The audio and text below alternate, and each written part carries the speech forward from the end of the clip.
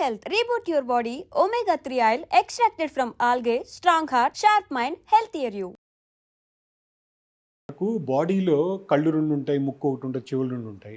అన్నిటికంటే ఎక్కువ ఉండేది పళ్ళు 32 ఉంటాయి. సో రోజు ఏదో ఒకదానికి ఎవరికో ఒకరికి కంప్లైంట్స్ ఉంటాయి. మల్టిపుల్ ఉండడం వల్ల ఒక టూత్ ప్రాబ్లం అయినా, ఇంకోటి ఏంటంటే బాడీలో ఏ పని చేయకపోయినా గమ్మున కూర్చొని ఉన్నా లేదు గమ్మునే పడుకున్నా రోజు తింటారు. సో అందువల్ల పళ్ళు యూస్ అవసరము కంపల్సరీ. అటు ప్రాబ్లం వస్తే డాక్టర్ని కలవాల్సిందే. కొంతమంది మెడికల్ షాపులకి వెళ్ళి అట్లా వెళ్ళి వాళ్ళు అప్పుడప్పటికి టెంపరీ తీసుకుంటారు, కానీ ఫైనల్గా అయితే డైటిషియన్ని కలవాలి. ఓకే. అయితే డాక్టర్ గారు, ఇప్పుడు చిగురు నుంచి రక్తం కారే సమస్య అనేది మనం చూస్తూ ఉంటాము. రక్తం కారడం, రక్తం వస్తుంది అనేది అసలు ప్రాబ్లం అప్పుడు స్టార్ట్ అవుతుందా, అంతకుముందే ఏమైనా లక్షణాలు కనిపిస్తాయి మనకి? ఫస్ట్ చిగురులోంచి రక్తం రావడం అనేది జింజైవిటిస్ అని అంటారు. ఆ జింజైవిటిస్కి దాని తర్వాత చిగురులోంచి రక్తం కారుతుంది. ఒక సర్వే ప్రకారం ఏంటంటే 100లో 60 నుంచి 70 మందికి చిగురులోంచి బ్లడ్ కారుతుంది. కానీ అది ఏ లెవెల్లో అనేది ఇంపార్టెంట్, ఎంత డ్యామేజ్ అయిన తర్వాత అనేది. సో మైల్డ్ కొంతమంది బ్రషింగ్ వల్ల ఉండొచ్చు, లేదంటే కొంతమందికి తినేటప్పుడు గుచ్చుకోవడం వల్ల, ఇవన్నీ డిఫరెంట్. కానీ చిగురులో ఇన్ఫెక్షన్ వచ్చి తర్వాత చిగురులో నుంచి బ్లడ్ రావడం అనేది మనకు స్కేలింగ్ అనే ఒక ప్రొసీజర్ కానీ చేయించుకోకపోతే అలా జింజైవిటిస్ అనేది స్టార్ట్ అవుతుంది. అందుకనే ప్రతి పంటి డాక్టర్ని 6 నెలలకు ఒకసారి ప్రతి పేషెంట్ చెకప్ వరకు అయినా వెళ్తే ఈ ప్రాబ్లమ్స్ అనేటివి రావు. వాటిని ఫస్ట్లోనే గుర్తించి వాటిని క్లోజ్ చేస్తారు. అలా కాకుండా లేట్ అయింది అని అంటే అప్పుడు మీకు చిగురు నుంచి బ్లడ్ వస్తుంది. ఇది పరిస్థితి. చిగురు నుంచి బ్లడ్ వస్తుంది అంటే చిగుళ్ళు ఇన్ఫెక్ట్ అయ్యాయి. సో అంటే ఎట్లా తగ్గించుకోవాలి మరి దాన్ని? Simple ma'am. ఫస్ట్ చిగురులో మీకు ఇన్ఫెక్షన్ వచ్చిండే రీజన్స్ ఎందుకు అనేది. చిగురులో ఇన్ఫెక్షన్ వచ్చేది ఏంటి అని అంటే, మనం బ్రష్ చేసిన తర్వాత ఒక 10 నిమిషాలు 15 నిమిషాలకంతా కూడా ప్లాక్ అని మనకు పంటి పైన ఒక పొరలాగా ఏర్పడుతుంది, అది వల్లలాగా ఉంటుంది. అది కూడా మనకు వాటర్ పుక్లు ఇచ్చినా లేదా బ్రష్ చేస్తే పోతుంది. దానికి కూడా దాటిన తర్వాత మనకు క్యాలిక్యులస్ అనేది ఫామ్ అవుతుంది. అది ఒక్క రోజులో ఫామ్ అవ్వదు, కొంత టైం తీసుకుంటుంది. ఆ క్యాలిక్యులస్ అనేది ఏదైతే ఉందో పంటి చుట్టూ, చిగురు చుట్టూ, పంటి కింద చిగురు చుట్టూ లోపల మనకు ఒక బ్యాండ్ లాగా ఏర్పడుతుంది. సో వాటిని మామూలుగా మనం ప్రాపర్గా బ్రష్ చేసి ప్రాపర్ క్లీన్ చేసుకుంటుంటే అది ఉండదు. అది అలాగే కానీ వదిలేస్తే లేట్ అయితే అప్పుడు ఆ క్యాలిక్యులస్ వల్ల అదే దాంట్లోనే సూక్ష్మజీవులన్నీ ఉండేది, స్ట్రెప్టోకోకస్ బ్యాక్టీరియాస్, ఈ బ్యాక్టీరియా అంతా ఉండి ఆ బ్యాక్టీరియా చిగురుని ఇన్ఫెక్ట్ చేస్తుంది. అందువల్ల ఆ క్యాలిక్యులస్ని, ఈ ప్లాక్ని మనము ఐదర్ బ్రషింగ్ ద్వారా కానీ లేదా నీళ్లు పుక్లి చూయడం ద్వారా కానీ, ఫ్లాజింగ్ అనే పద్ధతి ద్వారా కానీ, ఇలాంటి ద్వారా మనం వాటిని కంట్రోల్ చేసుకోవచ్చు. వీటి తర్వాత మనం చేసేదే సంవత్సరానికి ఒకసారో 6 నెలలకు ఒకసారో స్కేలింగ్ అనే ప్రొసీజర్ ద్వారా క్లియర్ చేసుకుంటే ఆ చిగురు ఇన్ఫెక్షన్ లెవెల్ వరకు రాకుండా ఉంటుంది. ఇదొక ప్రొసీజర్ అయితే, కొంతమంది బాగా బ్రష్ చేస్తుంటారు, బాగా ఇదవుతుంటారు, అయినా చిగురు నుంచి బ్లీడింగ్ వస్తుంది. అది వంశపారంపర్యం ఉండొచ్చు, లేదంటే విటమిన్ సి వాళ్ళకి కానీ తక్కువ ఉన్నా కూడా ఈ ప్రాబ్లం ఉండేది ఉండొచ్చు. సో వంశపారంపర్యం ఏంటంటే దాన్ని అలాగే వదిలేస్తే, ఒకవేళ ఈ షో చూస్తున్న ప్రేక్షకులు కూడా వాళ్ళ పేరెంట్స్లో కానీ చాలా చిన్న వయసులో పళ్ళు ఊగడం కానీ, మల్టిపుల్ టైమ్స్ పంటి డాక్టర్ చుట్టూ తిరుగుతూ ఉంటే కంపల్సరీగా వాళ్ళు కూడా జాగ్రత్త తీసుకోవాల్సిన ఆ సమయం వచ్చింది. వాళ్ళకి ఏమవుతుందంటే పంటి చుట్టూ కానీ చిగురు ఎముక కానీ వీక్ అయితే అప్పుడు మీకు చిగురు కూడా బాగా బలహీనమయ్యి తిన్నటువన్నీ ఇరుక్కొని మరింత చిగురు ఇన్ఫెక్షన్ అంతా రావడం జరుగుతుంది. దాన్ని యూజువల్లీ పెరిడోంటైటిస్ అంటారు, అగ్రెసివ్ పెరిడోంటైటిస్ అంటారు. అలాంటి వాటికి ఏంటంటే పళ్ళు తొందరగా కదలడము, పళ్ళు లూజ్ అవ్వడం, పళ్ళ మధ్యలో సందులు ఏర్పడడం, ఇలాంటివన్నీ జరిగి సో పళ్ళు తొందరగా ఊడిపోయే ఛాన్స్ ఉంటుంది. ఈ స్టేజ్కి రాకుండా పేరెంట్స్కి ఏమన్నా ఉందా ఇలాంటి గురించి గమనించుకొని సో తర్వాత డాక్టర్ని కానీ కలిస్తే ఇప్పుడు రావాల్సిన ప్రాబ్లము కొన్ని సంవత్సరాల పాటు వాటిని మనం నెట్టచ్చు ప్రాపర్ మెయింటెనెన్స్ ద్వారా. ఇప్పుడు హెల్దీ చిగుర్లు అంటే అసలు ఎట్లా ఉంటాయి అవి? పింకిష్గా లేదా ఈ కలర్ ఉంటుంది, ఇట్లా టచ్ చేస్తే ఇలా తెలుస్తుంది, అట్లా ఏమైనా ఉంటుందా? Very simple ma'am. ఒక హెల్దీ మనకు గమ్స్ ఉన్నాయి అని అనుకుంటే, చిగుర్లు పర్ఫెక్ట్గా ఉన్నాయి అని అంటే అక్కడ బ్లీడింగ్ రాకుండా, చిగుర్లు వాయకుండా, ప్లస్ మీరు అన్నట్టు పింక్ కలర్లో ఉంటూ, స్టిప్లింగ్ అంటారు, దానిపైన ఒక స్మాల్ డాట్స్ ఉంటూ, సో అది మనకు హెల్దీ ఏదైతే చిగుర్లు అనేది ఆ విధంగా మనకు కనిపిస్తాయి. ముఖ్యంగా బ్లీడింగ్ అనేది లేదు అని అనుకుంటే 90% అది హెల్దీ అనేటట్టు అర్థం. చిగుర్లు వాయకుండా ఉంటే 100% హెల్దీ.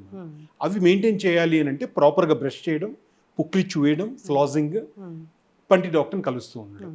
ఇప్పుడు చిగుర్లు ఇన్ఫెక్ట్ అయ్యాయంటే పళ్ళు ఊడిపోతాయా డాక్టర్ గారు? Yes ma'am. మనకు పళ్ళు చాలా చాలా చాలా అవకాశాలు ఇస్తుంది. అంటే మనకు మీరు అన్నట్టు చిగురు అక్కడ వాసిన వెంటనే లేదా చిగురు మీకు బ్లీడింగ్ వచ్చిన వెంటనే పళ్ళేం ఊడిపోవు మ్యామ్.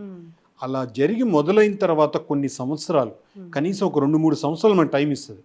కానీ చాలామంది ఏం చేస్తారు, దాని బ్రషింగ్లోనో లేదా ఇంట్లో మాత్రలు వాడడం, ఒక ఆయింట్మెంట్ పూయడము, పూసేసుకుని అలా ఆగిపోతారు.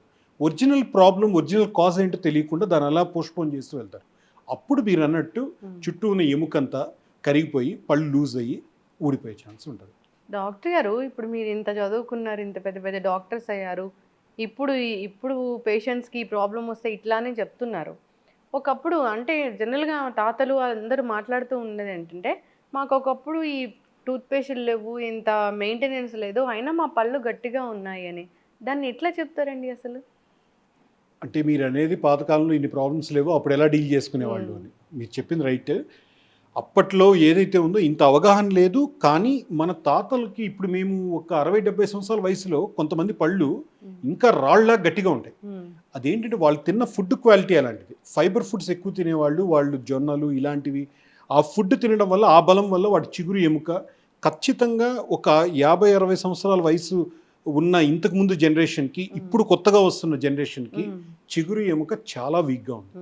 కానీ మెడికల్ వైజ్ లాంగిడిటీ, లైఫ్ లాంగ్, ఇంతకుముందు 1950s 1960s టైంలో ఒక యావరేజ్ లైఫ్ వచ్చేసి 40-45 లైఫే ఉండేది. 40-40 సంవత్సరాలు బతికేవాళ్ళు. సో దాని తర్వాత ఇదని ఇప్పుడు ప్రెసెంట్ చాలామంది లాంగిటివిటీ పెరిగింది. సో 60, 70, 80కి 85కి అంతా కూడా హెల్తీగా ఉంటున్నారు. ఎందుకంటే మెడికల్లో అంత అడ్వాన్స్మెంట్స్ వచ్చినాయి. కానీ డెంటల్లో కూడా అడ్వాన్స్మెంట్స్ వచ్చాయి. కానీ తినే ఫుడ్ వీటన్నిటిని జంక్ ఫుడ్ ఇలాంటివన్నీ ఎక్కువ తిని, సో ప్రాపర్ విటమిన్స్ తీసుకోకపోవడం వల్ల, వీటన్నిటి వల్ల చిగురు ఎముక డెఫినెట్గా అప్పట్లో వయసు వాళ్ళకంటే ఇప్పుడు ఆ జనరేషన్ వాళ్ళకంటే ఈ జనరేషన్ ప్రాబ్లం ఉంది. అప్పుడు ఖచ్చితంగా తక్కువ ఉండేటివి కంప్లైంట్స్, ఇప్పుడు ఎక్కువైనాయి కంప్లైంట్స్. అది ఇప్పుడు మేము టూత్ పేస్ట్ బదులుగా వేప పుల్లలు వాడితే మా పళ్ళు మంచిగా ఉంటాయా? వేప పుల్ల అనేది, వేప పుల్ల మనకు చాలామంది అదొక అపోహ కూడా ఉంది. మంచి క్వశ్చన్ అడిగారు మ్యామ్. సో వేప పుల్లతో పళ్ళు తోమకూడదు. వేప పుల్ల నమలాలి. నమిలితే వచ్చే రసాల వల్ల లోపల ఉన్న చుట్టూ ఉన్న చిగుర్లు గట్టిపడతాయి అంటారు. కరెక్ట్. అది ఎందుకు చిగుర్లు గట్టిపడతాయంటే ఈ రసాల్లో ఉన్న యాంటీబయాటిక్ ప్రాపర్టీస్ వల్ల లోపల ఉన్న మైక్రో ఆర్గానిజమ్స్, బ్యాక్టీరియాని అంతా చంపేస్తుంది. ఆ విధంగా చిగుర్ల హెల్త్ మెయింటైన్ చేస్తుంది. కానీ కొంతమంది ఏం చేస్తారు, మార్నింగ్ ఇంకా లేచి దాన్ని బాగా నలిపి దాంతో రుద్దుకుంటారు. పైన ఎనామిల్ అంతా డ్యామేజ్ అవుతుంది. సో వేప పుల్ల నమిలి అక్కడ దాంట్లో వచ్చే రసాన్ని కొంతవరకు ఒక 5 minutes 10 minutes దాన్ని యూజ్ చేసి వదిలేసి మళ్ళీ బ్రష్ చేయాల్సిందే తప్ప వేప పుల్ల ఒక్కటే దానికి పరిష్కార మార్గం కాదు. అది బ్రష్కి ఏ విధంగానూ అది ఆల్టర్నేటివ్ అయితే ఎప్పటికీ కాదు. అది విషయం. ఇప్పుడు చిగురు నుంచి రక్తం టాపిక్ మాట్లాడుతున్నాము. సో ఇలాంటివి కూడా మాకు హోమ్ రెమెడీస్ ఏం పని చేయవు. వేప పుల్లలు అలాంటివి దీన్ని ఏమి ఆపలేవు. ఖచ్చితంగా అవుతుంది. వేప పుల్ల మీకు దాంట్లో వచ్చే రసాల వల్ల బ్యాక్టీరియాని కంట్రోల్ చేస్తూ అవన్నీ సపోర్టింగ్, ష్యూర్గా దానివల్ల మీకు యూస్ఫుల్ ఉంటుంది. కానీ దాన్నే పూర్తిగా ఆధారపడకూడదని చెప్తున్నాను. Yes sir. ఇప్పుడు రక్తం కారడం స్టార్ట్ అయింది అంటే దీనికి ట్రీట్మెంట్ అంటే ఏముంటుంది? ట్రీట్మెంట్ అంటే రక్తం కారుతున్న దానికి రీజన్ ఏంటని మనం ఫస్ట్ తెలుసుకోవాలి. రక్తం కారుతున్న దానికి చుట్టూ ఉన్న క్యాలిక్యులసా, లేదంటే తనకి వైటమిన్ సి ప్రాబ్లమా, లేదా పెరిడోంటైటిసా, ఈ 3 రీజన్స్లో ఏదో తెలుసుకుంటారు. ఆ తెలుసుకునేది మనం ఫస్ట్ అది ఎక్స్రే ద్వారా చెక్ చేస్తారు. ఎక్స్రేలో మనకు బోన్ కండిషన్, గమ్ కండిషన్ అంతా కానీ పర్ఫెక్ట్ ఉంది అంటే వాళ్ళకి సింపుల్గా స్కేలింగ్ ద్వారానే కవర్ అయిపోతుంది. స్కేలింగ్ అంటే పంటి చుట్టూ ఉన్న గార్ క్లీన్ చేయడాన్ని స్కేలింగ్ అంటారు. ఆ ప్రొసీజర్ ద్వారా క్లీన్ అవుతుంది. సో అది చేసిన తర్వాత కూడా బ్లీడింగ్ వస్తుందంటే అప్పుడు వైటమిన్ సి డెఫిషియన్సీ, వీటిని ఒకసారి చెక్ చేసుకుని దానికి సంబంధించిన ట్యాబ్లెట్స్ని ఒక 30 days daily multivitamin tablets, vitamin C tablets కానీ వాడితే ఖచ్చితంగా క్లియర్ అవుతుంది. కానీ వీటిని లేట్ చేయడం వల్ల కంపల్సరీగా నోటి దుర్వాసన రావడం, సో ప్లస్ మళ్ళీ ఆ చిగుర్లు వాయడం, ఆ వాసిన తర్వాత ఫుడ్ అంతా లోపల ఇరుక్కోవడం, ఫాస్ట్గా అగ్రెసివ్గా ప్రాబ్లమ్స్ స్టార్ట్ అవుతాయి. సో అందువల్ల బ్లీడింగ్ కనిపించింది అని అంటే అది డెంటిస్ట్ని కలవడం అనేది 100% కరెక్ట్.